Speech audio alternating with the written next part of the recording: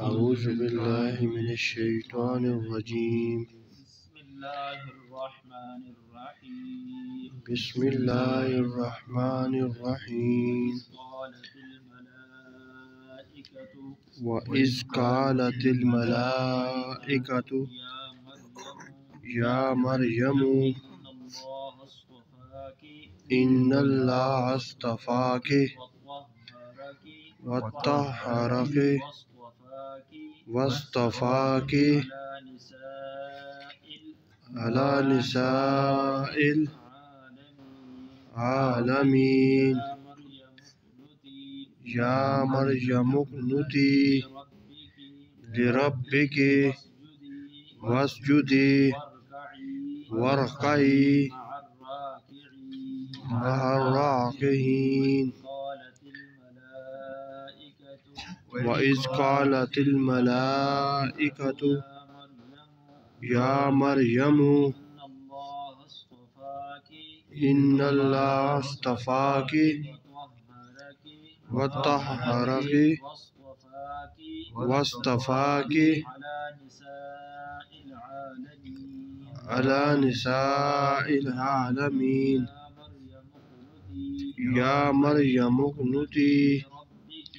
لربك واسجدي واركعي مع الراكعين. اور جب فرشتوں نے کہا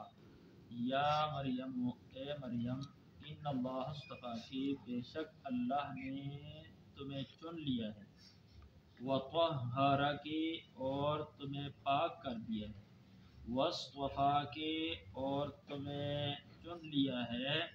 علی نساء العالمین تمام جہانوں کی عورتوں پر. یا مریم اقنتی اے مریم عاجزی کر لربکی اپنے رب کے لیے وسجدی اور سجدہ کر ورکعی اور رکوع کر مع الراکعین رکوع کرنے والوں کے ساتھ. اس سے پہلے آیتوں میں حضرت زکریا علیہ السلام کا بھی ذکر آیا اور ان کی دعا کا بھی ذکر آیا کہ انہوں نے اللہ رب العزت کی ذات سے دعا کی تھی کہ اے اللہ مجھے پاکیزہ اولاد عطا فرما. اور یہ دعا انہوں نے اس وقت ان کے ذہن میں آئی جب انہوں نے دیکھا کہ مریم علیہ السلام کو اللہ رب العزت نے بیت المقدس کے لیے قبول فرمایا اور بند کمرے کے اندر ان کے لیے رزق اور پھلوں کا انتظام فرمایا. تو حضرت مریم علیہ السلام بیت المقدس کے اندر ان کی پرورش ہوتی رہی اور اللہ رب العزت ان کی پرورش کا غیب سے جو ہے نا وہ سامانہ کرتے رہے تو ان کی عمر بڑھتی رہی. تو پھر فرشتوں کے ذریعے سے اللہ رب العزت نے یا یہ بھی لکھا ہے کہ غیبانہ آواز آئی ان کو، فرشتوں کی آواز ہو یا جو بھی آواز ہو غیبانہ آواز آئی اور اللہ رب العزت نے مریم علیہ السلام سے فرمایا کہ اے مریم بے شک اللہ نے تمہیں چن لیا ہے، کہ اللہ نے تمہیں چن لیا ہے تمام عورتوں کے اوپر، یعنی تمہیں بڑی خصوصیات عطا فرمائی ہیں اور تمہیں ایک بہت اعلیٰ اور اونچا مقام عطا فرمایا ہے وطہرک اور تمہیں پاک کیا ہے. تو پاک سے مراد جتنی بھی ناپاکیاں ہیں ان سب سے اللہ رب العزت نے حضرت مریم علیہ السلام کو پاکیزگی عطا فرمائی. عورتوں کی جو مہواریاں ہیں اس سے بھی پاک. اسی طرح عورتوں کو اندر یا انسانوں کے اندر جو بد اخلاقی بدخلقی ہوتی ہے اور روحانی جو ہے نا انسان کے اندر کمی کوتاہیاں ہوتی ہیں ان سب سے جو ہے نا وہ پاک کیا اور بیت المقدس جو بہت عظیم اللہ کا گھر ہے اس کی خدمت کے لیے ان کو قبول کیا اور واصطفیٰ کے اور تمام جہانوں پر فرمایا کہ تمہیں فضیلت عطا فرمائی. تو مفسرین فرماتے ہیں کہ یہ اس وقت کی جو عورتیں تھی ان پر اللہ رب العزت نے فضیلت عطا فرمائی تھی کیونکہ کچھ اور عظیم ہستیاں مستورات میں سے ہیں کہ اللہ رب العزت نے ان کو بہت بڑا مرتبہ عطا فرمایا ہے۔ ایک ان میں سے حضرت آسیہ علیہ السلام جو فرعون کی بیوی تھی، ان کو اللہ رب العزت نے ان کی قربانی کی وجہ سے بہت بڑا مرتبہ عطا فرمایا، اور ایسے وقت میں اس نے ایمان قبول کیا کہ فرعون جس کو دیکھتا تھا کہ جس نے ایمان قبول کیا ہے تو وہ اس کو لٹا کر یا دیوار کے ساتھ کھڑا کر کے دونوں ہاتھوں میں کیلیں ٹھوک دیا کرتا تھا، لیکن ایسی مشکل تر حالت کے اندر اس نے ایمان قبول کیا اور کلمہ پڑھا اور اس پر وہ قائم رہی۔ یہ نہیں ہے کہ اس نے چھوڑا نہیں ہے، جو کچھ جس نے کہا جو کچھ مرضی کر، میرے پورے جسم میں جو ہے نا کیلیں ٹھوک دے، لیکن میں اس کلمے سے باز آنے والی نہیں ہوں۔ اور دوسری خاتون عظیم ہستی سرکار دو جہاں صلی اللہ علیہ وسلم کی پہلی اہلیہ محترمہ حضرت خدیجۃ الکبریٰ رضی اللہ تعالی عنہ، اس کو بہت بڑا مرتبہ اللہ نے عطا فرمایا ہے، اور بہت مالدار خاتون تھی، اور آپ علیہ الصلوۃ والسلام کے ساتھ ان کا مکمل تعاون رہا۔ جب پہلی وحی جس وقت اتری تو آپ علیہ الصلوۃ والسلام بہت زیادہ پریشان ہو گئے، وحی پر وحی کیونکہ بوجھ ہوتا ہے، اور فرمایا کہ مجھے تو اپنے جان کا خطرہ ہے، تو آپ نے فرمایا نہیں، آپ کبھی بھی ضائع نہیں ہو سکتے، اس لیے کہ کچھ عادتیں میں دیکھتی ہوں تمہارے اندر ہیں، اور یہ عادتوں والے لوگ کبھی ضائع نہیں ہوتے۔ زندگی کا ان کا بھی ایک بہت بڑا تجربہ تھا، تو انہوں نے کہا آپ تو ایک صلہ رحمی کرتے ہیں، مصیبت زدہ لوگوں کی آپ مدد کرتے ہیں، آپ مہمان نوازی کرتے ہیں، اچانک کوئی پریشانی آ جائے لوگوں پر، اس میں آپ لوگوں کے ساتھ تعاون کرتے ہیں، ایسے لوگ کبھی ضائع نہیں ہوتے، بلکہ ایسے لوگوں کی ترقی ہوتی رہتی ہے۔ اور پھر اپنے چچزاد بھائی ورقہ بن نوفل جو تورات اور انجیل کا بہت بڑا عالم تھا، اس کے پاس لے گئی اور کہا کہ اپنے بھتیجے کی جو ہے نا ذرا بات سنیں، یہ کچھ پریشان ہیں۔ تو پھر ساری تفصیلات جو ہے نا وہ بخاری شریف کے اندر موجود ہیں، اور سورہ اقرا کی تفسیر میں بھی ہم نے بتایا تھا، تو آپ علیہ الصلوۃ والسلام کو بڑی تسلی ہوئی، اور حضرت حدیجہ علیہ رضی اللہ عنہ نے اپنا مال، بہت مالدار تھی، سارا مال آپ صلی اللہ علیہ وسلم کے لیے وقف کر دیا۔ اور تیسری عظیم تر خاتون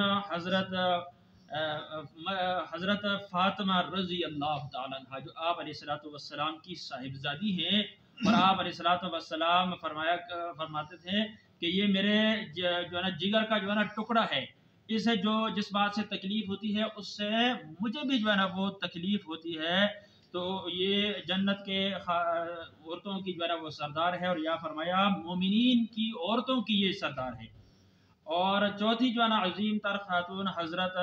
عائشہ صدیقہ رضی اللہ تعالی عنہ ہیں، بہت عظیم تر خاتون ہیں، اور آپ علیہ الصلوۃ والسلام دنیا سے جس وقت تشریف لے گئے تو ان کی عمر 18 سال تھی، لیکن انہوں نے بات کی کہ وہ تو مسلمانوں کی ماں تھی، اور ماں کی جو ہے نا وہ چاہے ظاہر ہے کسی کے ساتھ نکاح نہیں ہو سکتا، تو ساری زندگی انہوں نے آپ علیہ الصلوۃ والسلام سے جو دین سیکھا تھا وہ سارا جو ہے نا وہ پڑھاتی رہی، اور بہت زیادہ صحابہ اکرام رضوان اللہ تعالی علیہم اجمعین ان کے شاگرد رہے ہیں، اور بڑی حدیثیں جو ہے نا ان سے مروی ہیں، عائشہ رضی اللہ عنہا۔ تو یہ چار خاتون ہیں، اللہ رب العزت نے ان کو بہت بڑا مرتبہ عطا فرمایا ہے، اور حدیث میں بھی آتا ہے کہ مردوں میں بہت سارے لوگ جو ہے نا وہ کامل ہوئے ہیں، اور عورتوں میں جو ہے نا یہ چار عورتیں جو ہے نا بہت کامل، اور اللہ کا بہت بڑا تقرب ان عورتوں نے حاصل کیا ہے۔ آگے اللہ پاک فرماتے ہیں یا مریم اقنتی لربکی،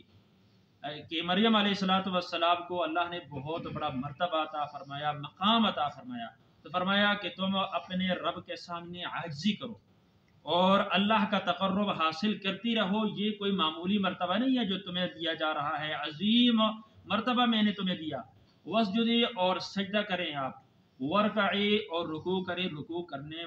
والوں کے ساتھ، تو چونکہ یہ مسجد کے اندر جو ہے نا مقیم تھی، اور بیت المقدس کے اندر مقیم تھی، تو چونکہ وہاں جو ہے نا مردوں کے ساتھ ان کو نماز پڑھنے کا شرف جو ہے نا وہ حاصل ہو گیا، تو اس لیے فرمایا کہ آپ سجدہ کریں اور رکوع کرنے والوں کے ساتھ جو رکوع کریں، حالانکہ رکوع پہلے ہوتا ہے، سجدہ بعد میں ہوتا ہے، یہاں سجدے کو پہلے ذکر فرمایا ہے۔ ایک وجہ اس کی یہ بھی ہو سکتی ہے کہ سجدہ چونکہ اللہ کے قرب کا بہت ہی زیادہ قریب مرتبہ ہے تو اس لیے پہلے ذکر فرمایا، یا اس کا مطلب مفسرین نے یہ لکھا ہے کہ سجدے کو اس لیے رکوع کو اس لیے جو ہے نا بعد میں بطور خاص ذکر کیا کہ یہودیوں نے رکوع کو بالکل چھوڑ دیا تھا، اور یہاں تک کہ اب مشہور بھی ایسا ہے کہ یہودی پہلی امتوں میں جو ہے نا رکوع نہیں تھا، لیکن رکوع تھا لیکن ان لوگوں نے چھوڑ دیا تھا، یا جو ہے نا رکوع کے اندر وہ سستی کیا کرتے تھے، جس طرح آج ہم بھی نماز کے اندر بڑی سستیاں کیا کرتے ہیں۔ دو چیزیں واجب ہیں، ہم بہت سستی کرتے ہیں، ایک تعدیلی ارکان ہے اور دوسرا اطمینان سے نماز کو ادا کرنا۔ اس چیز کو تقریباً جو ہے نا وہ لوگوں نے جو ہے نا چھوڑ دیا ہے، بہت جلدی نماز جو ہے نا پڑھتے ہیں۔ کچھ فرقے تو نہیں ہے، کچھ حضرات ایسے ہیں کہ وہ بڑے اطمینان سے اور طریقے سے جو ہے نا نماز پڑھتے ہیں، لیکن ان کے اندر کچھ اور بھی خرابیاں ہوتی ہیں۔ لیکن عام طور پر اہل سنت والجماعت کا جو زیادہ طبقہ ہے ہمارے ہندوستان پاکستان میں، یہ جلد بازی کے اندر نماز پڑھتے ہیں، حالانکہ تعدیلی ارکان اور اطمینان سے نماز پڑھنا یہ واجب ہے۔ تعدیل کا مطلب یہ ہے کہ رکوع سے آدمی اٹھے تو قوما کرے، اطمینان سے جو ہے نا کھڑا ہو جائے، اور پھر جس وقت رکوع میں سجدہ میں جائے تو پورے اطمینان کے ساتھ جو ہے نا جائے۔ تو یہ دو چیزیں جو ہے نا وہ ہم سے جو ہے نا وہ چھوٹی ہوئی ہیں، اور یہ دو چیزیں ایسی ہیں کہ واجب بھی ہیں لیکن اس میں سجدہ سہو بھی نہیں ہے، سجدہ سہو اس میں نہیں ہے، حالانکہ واجب کے چھوٹنے سے سجدہ سہو واجب ہو جاتا ہے، یہ ایسا واجب ہے کہ سجدہ سہو واجب نہیں ہے۔ اس کا یہی ہے کہ نماز کے اندر کمی آ جاتی ہے، اس میں آدمی توبہ کرے، استغفار کرے۔ تو اس لیے بطور خاص رکوع کا تذکرہ فرمایا کہ تم رکوع کرنے والوں کے ساتھ رکوع کرو۔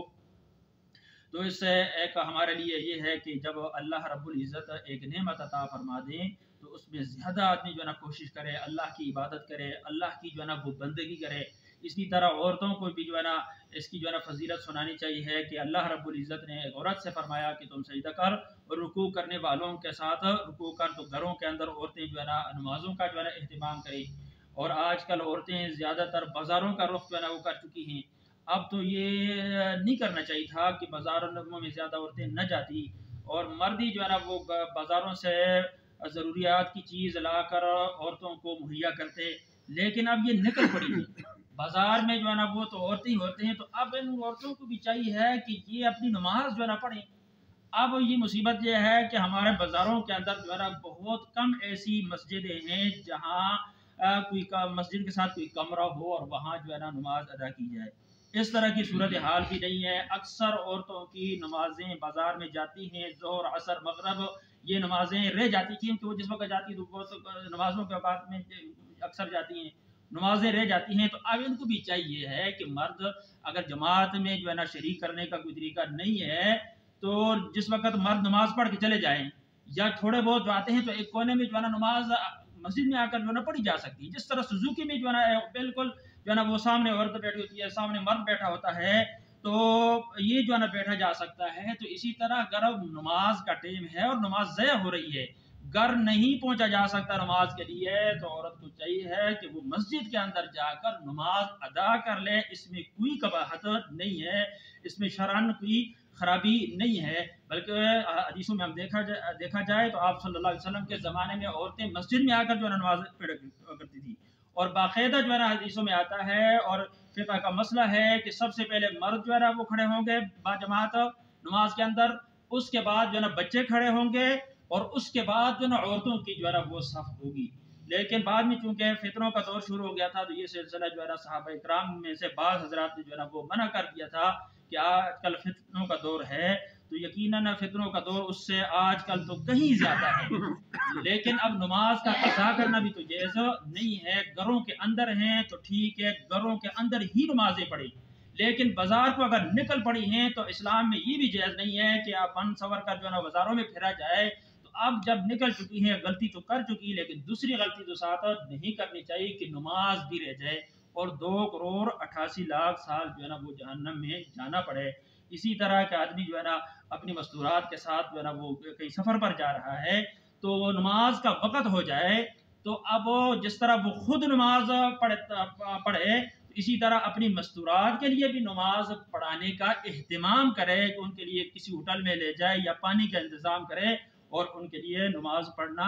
اسی طرح ضروری ہے جس طرح مردوں کے لیے پڑھنا ضروری ہے. ہاں جو ہے نا کچھ عوارض ایسے ہیں جس طرح ماہواری وغیرہ اس میں وہ نہیں پڑھ سکتی، لیکن اگر وہ صورتحال نہ ہو تو نماز ان پر اسی طرح فرض ہے جس طرح کے مردوں پر نماز جو ہے نا وہ فرض ہے. ایک دفعہ پڑھ لیتے ہیں. وَإِذْ قَالَتِ الْمَلَائِكَةُ وَإِذْ قَالَتِ الْمَلَائِكَةُ اور جب کہا فرشتوں نے اور جب کہا فرشتوں نے